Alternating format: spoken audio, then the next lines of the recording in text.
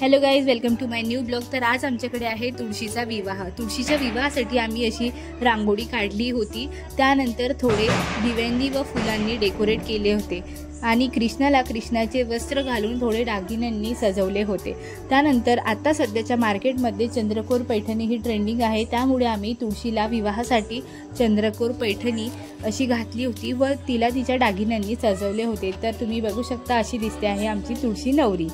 आणि त्यानंतर आम्ही विवाहासाठी अंतरपाठ हा स्वस्तिक काढून रेडी केला होता। त्यानंतर आम्ही त्या दोघांचे विवाह लावले। असे झाले आमचे तुळशी विवाह संपन्न। Thank you for watching.